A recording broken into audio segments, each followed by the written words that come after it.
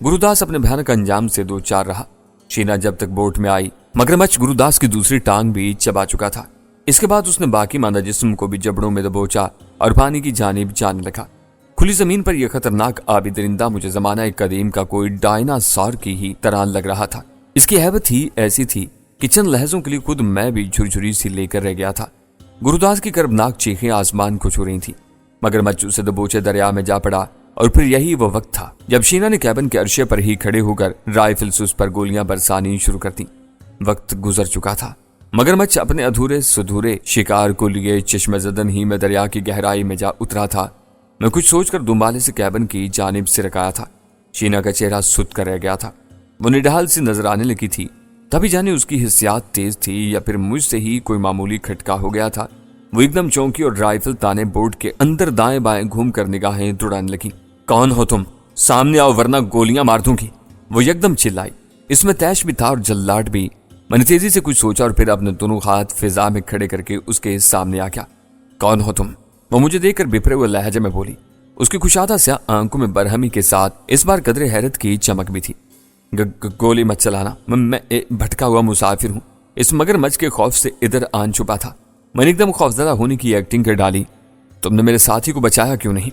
वो बगौर मेरे सरापा का जायजा लेते हुए बोली और दो चार कदम उठाकर मेरे करीब आ गई। उसने अपनी राइफल हनूज मुझ पर तान रखी थी। मैंने बताया ना, मैं खुद दहशत ज़दा हो गया था।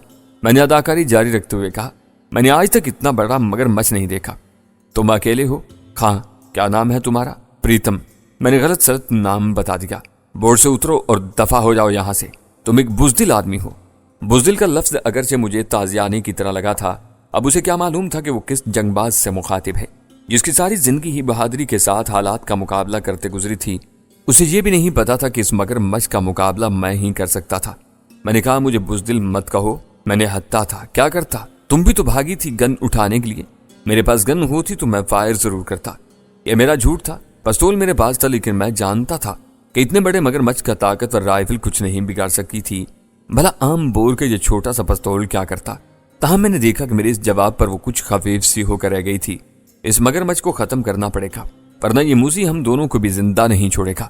मैंने शायद उसके दिल की बात कह दी थी। वो राइफल नीचे करके बोली, मैंने गुरुदास से भी यही कहा था कि मैं इस मूसी से अपने साथी समोरा का बदला लूंगी। काश वो मेरी बात मान लेता। हम दोनों मिलकर इसे ठिकाने लगाएंगे। मैंने उसके तेवर नर्म पड़ते देखकर कहा, इस राह रस्म बढ़ाना इन हालात में मेरे लिए जरूरी हो गया था। वो मुझे सोचती हुई निगाहों से घूरने लगी। इस मगरमच्छ को हमारी भूल लग चुकी है। अगर हम बोट को आगे भी ले गए तो ये हमारे ताक़ुब में रहेगा। तुम भी अकेली हो गई हो और मैं भी तनहा हूं। यहां से भी निकल जाना चाहता हूं, मगर इस मगरमच्छ को हलाक किए बगैर हम यूं भी आगे का सफर जारी नहीं रख सकते। मैंने फिर उसकी दुखती रग छेड़ी।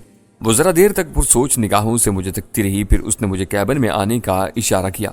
हम अंदर आ गए। अब सच सच बता दो, कौन हो तुम? वो इस बार नरमी से बोली, मैं एक कैदी हूँ। नेपाल की जेल तोड़कर भागा हूँ। नाम तो अपना मैं तुम्हें बता ही चुका हूँ। उस पर रोब जमाने और अपनी झूठी कहानी में रंग अमेजी करने की गर्ज से मैंने कहा। तभी मैंने देखा उस जंगली हसीना के चेहरे पर मानी खेज मुस्कुराहट उभरी। करीब से देखने और बातें करते हुए मुझे वो और ज्यादा हसीन और पुरकशिश नजर आई। वो वाकई जंगली हसीना थी। शरो शबाब का नमूना, एक कयामत और जंगजू जवान औरत।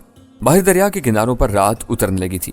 लिबास कदरे गिला होने के सबब मुझे सर्दी का एहसास ज्यादा होने लगा था। अपना लिबास उतार दो। अच्छी तरह मेरे ढेल ढोल और कदुकामत का बगौर जायजा लेने के बाद उसने अजीब सा हुक्म दिया। मुझे सर्दी लग रही है। मैंने कदरे सुकड़ से सिमटते हुए चालाकी से कहा, मैं कहती हूँ लिबास उतार दो अपना। वो बरहमी से बोली। साजी करीब टिकी राइफल की जानिब दोबारा हाथ बढ़ाया। नाचार मैंने अपनी जैकेट के बटन खोले और उसे उतार दिया। फिर कमीज उतार दी। बुनियाद भी उतार देने को कहा गया। इसके बाद पेंट की बारी आई। झिझकते हुए वो भी मैंने उतार डाली। अब मैं सिर्फ जांगिया में था। मेरा तंदुरुस्त और तवाना बदन इस वक्त किसी रेसलर की तरह चांदनी में चमक रहा था और दरिया के लहरें मारते पानी का अक्स भी जिस्म पर पड़ता अजीब दिखाई दे रहा था। शीना एक बार फिर मुझे गौर से तकने लगी। इसके बाद करीब आई और बारी बारी मेरी जैकेट और कमीज की तलाशी लेती रही। यकलख्त किसी खदशे के पेश नजर मेरा दिल धक धक करने लगा। रामू का पिस्तौल मेरे पास था, जबकि मैं इससे ये झूठ बोल चुका था कि मेरे पास कोई हथियार नहीं। लेकिन अगला लम्हा मेरे लिए हैरत का सबब बना, क्योंकि पिस्तौल उसके हाथ नहीं लगा। ये मेरी खुशकिस्मती ही रही। शुक्र था कि रामू का पिस्तौल शायद कहीं गिर गया था। वो उसके हाथ नहीं लगा, क्योंकि वो अगर उसके हाथ लग जाता तो मुझे ही रामू का कातिल समझती और अपना दुश्मन भी। उसने मुझे दूसरा लिबास पहनने को दे दिया। यह ब्लू कलर की जीन्स थी, फुल आस्तीन की शर्ट और चमड़े की जैकेट, इसके अंदर समोर लगा हुआ था। नया और साफ सुथरा लिबास पहनकर मैं खुद को ताज़दम महसूस करने लगा।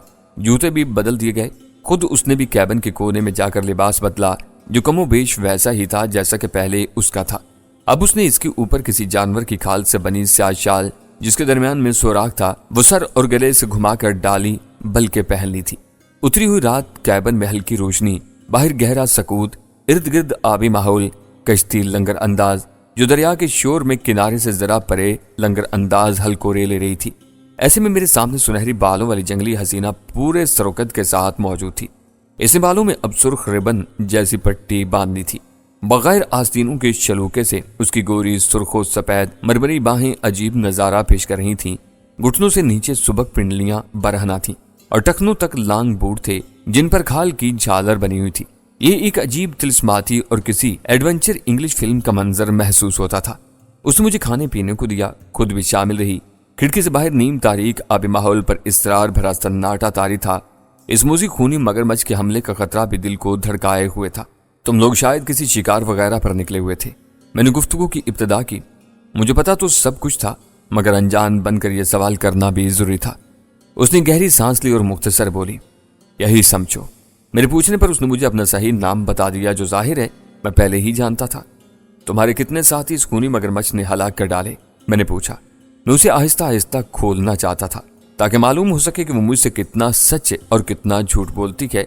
पता तो मुझे सभी था। जवाब में वो चंद सानी पुरसोच निगाहों से मुझे तकती रही। इसके बाद कुर्सी से उठी और खिड़की की तरफ जा खड़ी हुई। फिर बाहर देखते हुए बोली, तो उसके लहजे में दुख के अलावा परेशानी का उनसर भी गालिब था। मेरे सारे साथी मार दिए गए, सिर्फ मैं अकेली बची हूँ और मेरे सर पर इस वक्त एक भारी जिम्मेदारी आन पड़ी है। मुझे डर है अगर मैं ना रही तो वो जिम्मेदारी कैसे पूरी होगी। जिम्मेदारी पर मेरा दिल धड़का। मैं जानता था कि वो किस जिम्मेदारी की बात कर रही थी। मैं अनजान बनकर बोला, जिम्मेदारी? कैसी जिम्मेदारी? क्या तुम खुलकर बात नहीं कर सकती? वो पलटी। एक बार फिर वो वहीं खड़ी मुझे घूरती रही। फिर चंद कदम चलते हुए मेरे करीब आन खड़ी हुई। वो कुर्सी पर नहीं बैठी, फिर बोली, मुझे शायद तुम्हारी मदद की जरूरत पड़ सकती है। मैंने दोस्ताना अंदाज की मुस्कुराहट तले अपने सीने पर एक हाथ रखते हुए उसी लहजे में कहा, मैं हाजिर हूं, लेकिन कैसी मदद? वो गहरी सांस खींचकर दोबारा मेरे सामने वाली कुर्सी पर विराजमान होते हुए बोली, मेरा ख्याल है पहले हमें यहां से रवाना हो जाना चाहिए। मुझे इस मगरमच्छ से बहुत खौफ आने लगा है। मैंने भी ज्यादा जोर नहीं दिया। सरदस्त इतना ही काफी था कि मैं इसके दिलो दिमाग में किसी हद तक जगह बना चुका था। मैं उठते हुए बोला, ठीक है, मैं बॉयलर रूम में जाता हूं, तुम व्हील रूम संभालो। उसने मुस्कुराकर होले से अपने सर को जुम्बिश दी। अगले चंद मिनटों बाद कश्ती का इंजन बेदार हो गया। इसकी चिमनी से फिट फिट की मखसूस आवाज के साथ साथ धुएं के धब्बे उठना शुरू हो गए थे। एक मखसूस तादाद में कोयले झोंकने के बाद मैं बॉयल रूम से निकल आया और व्हील रूम का रुख किया। वो व्हील संभाले हुए थी। सामने स्क्रीन के नाम पर एक बड़ा सा चौखटा था, इसके पार दरिया का पानी। मनी कदरे झुककर बाहर का जायजा लिया। थोड़े फासले पर दरिया का चौड़ा पहाड़ दाएं जानिब को घूम रहा था। कुछ अंदाजा है तुम्हें कि हम कहाँ हैं इस वक्त? मैंने पूछा। शीना ने कंपास निकाल लिया। व्हील के आगे लकड़ी की सतह थी, इस पर कंपास रखकर उसने कहा, हम नेपाल से निकलकर तिब्बत के इलाके त्सांगपो में दाखिल होने वाले हैं, मगर यह सरहदी लिहाज से एक खतरनाक जोन है, खासकर तुम्हारे लिए। मेरे लिए? मैं बेध्यानी में कह गया तो वो हैरान होकर बोली, तो क्या तुम्हें नेपाली पुलिस से डर नहीं? मैं चौंका और मुझे अपनी गलती का एहसास हुआ, क्योंकि मैंने उसे यही बताया था कि मैं नेपाल की जेल तोड़कर फरार हुआ हूं। इसकी नजरों में खुद को मुजरिम या कैदी जाहिर करने में एक मसलहत थी। अपनी कैफियत को छुपाते हुए मैं बगैर चौंके मुस्कुराकर बोला, नेपाली पुलिस के लिए मैं हमेशा छल्लावा साबित हुआ हूं, मगर तुम्हारे लिए किस बात का खतरा हो सकता है? बकौल तुम्हारे, तुम तो एक शिकारी पार्टी से ताल्लुक रखती हो। मैंने झूठ बोला था। वो पुरस्कून लहजे में बोली, क्या? मैंने अब के दानिस्ता चौंकने की अदाकारी की। हाँ, हम भी गैर कानूनी तौर पर और खुफिया रास्तों से सरहद पार करके आसाम के साहिली इलाके दिहांग और फिर खलीज बंगाल की एक खाड़ी से गुजरकर रांगा माती दरिया से बंगाल में पीली घाट तक पहुंचना चाहते थे। इस पुरखतर सफर का मकसद? मैंने पूछा। बहुत गहरा है, शीना बोली। अब इसे क्या पता था कि मैं उससे अनजान नहीं हूं। मकसद? फिर भी कैसा मकसद? मैंने फिर तजाहले अरफाना से काम लेते हुए उसकी तरफ सवालिया नजरों से देखा तो वो मेरी तरफ देखकर मुस्कुराई। जल्द मालूम हो जाएगा तुम्हें। जवाब में मैं भी मुस्कुरा दिया। उसकी आंखें बड़ी कुशादा और गहरी थी। کبھی کبھی میری طرف گھورتے ہوئے اس کی ان غزال چشم میں مجھے ایک عجیب سی چمک ابھرتی محسوس ہوتی۔ میں اپنا دھیان بٹا کر بغیر شیشے کی ونڈ اسکرین کے چوکٹے سے باہر جھانکنے لگتا، خود کو اس کی نگاہوں میں انجان بنائے رکھنے کی اداکاری جاری رکھتے ہوئے ذرا دیر کی خاموشی کے بعد میں نے کہا، تم لوگ پھر ضرور کوئی اسمگلر ہو۔ میری بات پر وہ نکرئی انداز میں ہنس پڑی۔ اس نے اپنے سیاہ بالوں کو جھٹکا اور کھلکھلاتے ہوئے لہجے میں بولی، جیسی میری الجھن سے حظ اٹھا رہی ہو۔ اس ہنسی کا کیا مطلب ہے؟ میں نے سنجیدگی سے کہا، اس لیے کہ تم نے غلط نہیں سمجھا، ہم واقعی ایک اہم شے دوسری جگہ منتقل کرنا چاہتے ہیں۔ کون سی شے؟ آؤ، پتہ نہیں کیوں تم پر بھروسہ کرنے کو دل کرتا ہے۔ وہ دل برانہ انداز میں مجھ سے مسکرا کر بولی اور ساتھ ہی اپنے ساتھ آنے کا بھی کہہ ڈالا۔ شینا مجھے بوائلر روم میں لے آئی۔ میں جانتا تھا کہ وہ مجھے بمبورگا کا وہ منحوس مجسمہ دکھانے کا ارادہ رکھتی ہے، تاہم میں انجان بنا اس کے ساتھ چلتا رہا۔ پھر جہاں وہ مجسمہ رکھا تھا اس گوشے میں لے آئی۔ اس کے بعد مجسمے سے سیاہ موٹا چادر نما کپڑا ہٹایا تو میں نے چونکنے کی اداکاری کے ساتھ ہی منہ بسور کر کہا، یہ کیسی عجیب سی بلا ہے۔ شینا نے مجھے ٹوکا، یہ ہمارے دیوتا بمبورگا کا مجسمہ ہے، ہم شروپا قبیلے والے اس کی پوجا کرتے ہیں، یہی ہمارے لیے عذاب اور خیر کا سبب ہے۔ شروپا کے ذکر پر میں اندر سے چونکے بغیر نہیں رہ سکا۔ میرا خیال درست ثابت ہوا تھا کہ پہلے ہی میں نے اس کی اور سمورا کی وضاحت بھانپ کر اندازہ لگا لیا تھا کہ ان دونوں کا تعلق سندر بن میں رہنے والے ایک جنگلی قبیلے شروپا سے ہو سکتا ہے، کیونکہ اس بارے میں جوجی کے ایک ساتھی اقبال کی زبانی سن چکا تھا۔ تاہم میں نے دل ہی دل میں اس کے لغو خیالات اور مجسمے پر لعنت بھیجی اور بولا، تو پھر اس مجسمے کو کوئی چوری کر کے لے گیا تھا؟ ہاں، یہ اب بھی بہت سے لوگوں کے لیے نادر اور نایاب شے کی حیثیت رکھتا ہے۔ بہت سی مجرم تنظیمیں اسے ہتھیانے کے در پہ ہیں۔ کہا یہی جاتا کہ اسے افریقہ کے صحرا کالا ہاری سے دریافت کیا گیا تھا اور بعد میں سرکاری طور پر مصر کے میوزیم میں پہنچا دیا گیا تھا۔ شینا بتانے لگی، مگر یہ سب ملکیت جتانے کے لیے جھوٹ بولا گیا ہے۔ اسے کچھ مہم جو لوگوں نے جو سندر بن میں بنگال ٹائیگرز کا شکار کرنے آئے تھے چوری کیا تھا۔ میرے منہ سے نکلا اور کسی خیال کے تحت پوچھا، تو کیا تم اسی ذمہ داری کی بات کر رہی تھی؟ ہاں، اسے میری طرف دیکھ کر اپنے سر کو اسباتی جنبش تھی اور واپسی کا اشارہ کیا۔ میں در حقیقت شروپا قبیلے کے سردار آرٹوما کی بیٹی شینا ہوں۔ یہ میرے لیے نیا انکشاف تھا۔ میں چونکے بغیر نہیں رہ سکا۔ میں اس کی سبک چال دیکھتا ہوا پیچھے پیچھے چلتا بوائلر روم سے باہر اوپر آ گیا۔ تو اب تم اسے واپس سندربن لے جانا چاہتی ہو؟ میں اس کے برابر میں چلتے ہوئے بولا۔ ہاں، اس نے جواب دیا۔ اس کا رخ واحل روم کی طرف تھا۔ بوٹ سبک رفتاری سے چلی جا رہی تھی۔ کیا تمہارے اور ساتھی بھی وہاں منتظر ہیں؟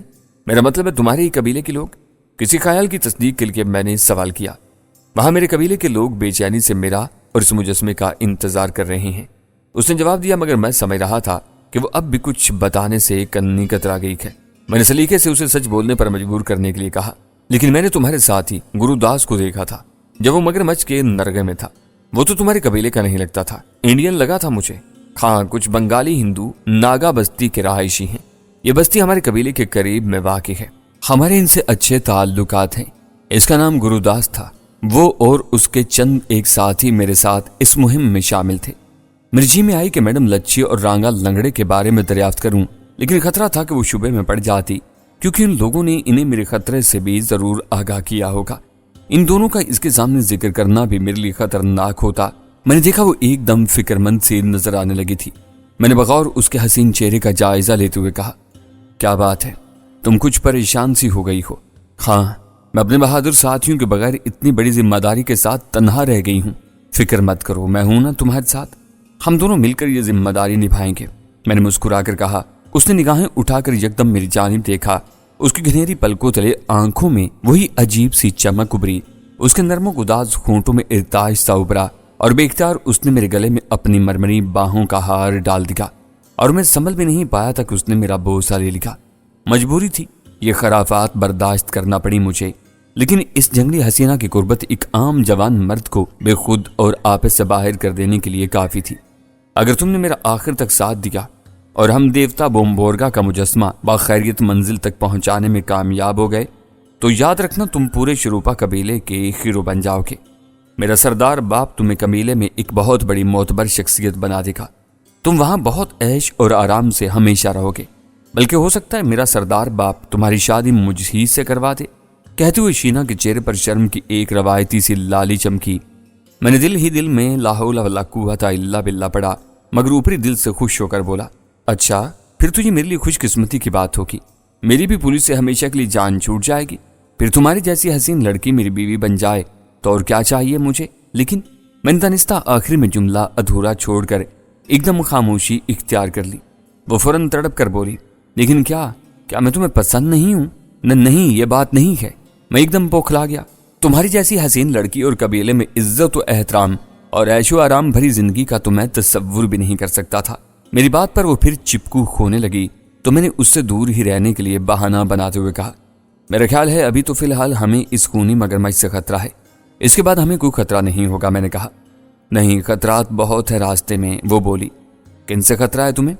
ہیں کچھ دشمن اور مخالف کرو، تب پھر ہمیں ان سے بھی محتاط رہنے کی ضرورت ہوگی۔ ویسے کون لوگ ہیں؟ تم جانتی ہو انہیں؟ ہاں، ایک صحرائی عقاب والے ہیں، یہ عالمی جرائم پیشہ گروہ ہے اور اٹلی سے تعلق رکھتا ہے، جبکہ دوسرا ایک ایشیائی ہے۔ ہمیں اسے زیادہ محتاط رہنے کا کہا گیا تھا۔ ایشیائی دشمن کے ذکر پر میں چونکا تھا۔ میں نے کوریدا، ایشیائی دشمن؟ وہ کون؟ سراب؟ نہیں، سہراب نام ہے اس کا۔ سنا ہے وہ بہت طاقتور ہے، کسی دیو مالائی داستان کے ہیرو کی طرح۔ بلکہ کہتے ہوئے وہ ایک دم غور سے مجھے گھورنے لگی۔ میرے اوزان خطا ہونے لگے۔ جلد بازی میں شاید مجھ سے کوئی بھول ہو گئی تھی۔ بالکل تمہاری طرح، تمہارا جسم بھی کسی طاقتور ہیرو جیسا ہی نظر آتا ہے۔ اس نے جیسے بات مکمل کی تو میں نے اس کی بات کو ہنسی میں اڑاتے ہوئے کہا، کہیں وہ دشمن میں ہی تو نہیں ہوں؟ تمہیں مجھ سے محتاط رہنا چاہیے۔ بڑا رسک لے کر میں نے اسے یہ بات کہہ دی تھی، مقصد ہنسی مذاق تھا۔ وہ بھی یہی سمجھ کر مترنم انداز میں ہنس پڑی۔ وہ دشمن جو میری طرح کا ہے، کیا تم نے اسے دیکھا ہے؟ میرا مطلب ہے اس کی کوئی تصویر وغیرہ یا اور دوسرے دشمن؟ نہیں، کسی کو نہیں دیکھا، صرف بتایا گیا ہے، اس نے جواب دیا۔ کس نے بتایا؟ میرے ساتھیوں نے۔ تمہارے ساتھی؟ وہ تو مر چکے۔ میں نے اسے کھولنے کی غرض سے کہا، نہیں، اصل ساتھی میرے قبیلے کے لوگ اور ہمارے پڑوسی دوست ناگا سے تعلق رکھنے والے۔ تو یقیناً تمہارے پاس کوئی وائرلیس سسٹم ہوگا۔ تھا، اب نہیں ہے، وہ تباہ ہو گیا، لیکن ہمیں پہلے سے بتا دیا گیا تھا ان کے بارے میں۔ کہتے ہوئے پہلی بار سنجیدہ ہو کر ذرا دیر خاموش ہونے کے بعد مستفسر ہوئی، لیکن تم یہ سب کیوں پوچھ رہے ہو؟ اس لیے تاکہ میں جان سکوں کہ آگے ہمیں کن کن لوگوں سے واسطہ پڑنے والا ہے اور اس کی تیاری کر لی جائے۔ میں نے سکون سے جواب دیا۔ اس کے چہرے پر اوس سی پڑ گئی۔ وہ پھر پہلے والی پریشانی اور تشویش میں مبتلا ہو گئی اور بولی، ہاں، لیکن اب تو میرے سارے ساتھی مارے گئے، کچھ شاید رامو یا شمو کی غداری کے سبب ہلاک ہوئے اور باقی اس خونی مگرمچھ کا شکار ہو گئے۔ میں اکیلی رہ گئی۔ اب تم ملے ہو، لیکن تم نے تو میری مدد کرنے کا وعدہ کیا ہے نا؟ وہ ایک دم معصوم سی نظر آنے لگی۔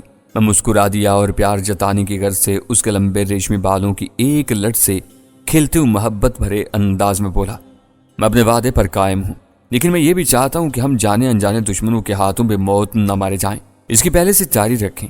کیا تمہارے پاس کوئی اسلحہ نہیں ہے؟ بس ایک شکاری رائفل ہے اور ایک پستول۔ وہ بولی، پستول تو میرے پاس بھی تھا، مگر میں اپنی جیبیں ٹٹولنے لگا۔ وہ مل گیا۔ میں نے اسے دکھا دیا۔ وہ حیران ہوئی، پہلے اسے میرے لباس کی تلاشی میں نہیں ملا تھا۔ وہ چھینپ کر مسکرا دی۔ کیا کشتی میں سفر کرنا ضروری ہے؟ تھوڑی دیر کے توقف کے بعد میں نے پوچھا۔ میرا مطلب تھا کہ اگر ہم باقی کا سفر خشکی کے راستے کرتے، کیونکہ ہمارے دشمنوں کو ہماری راہ معلوم ہو چکی ہے۔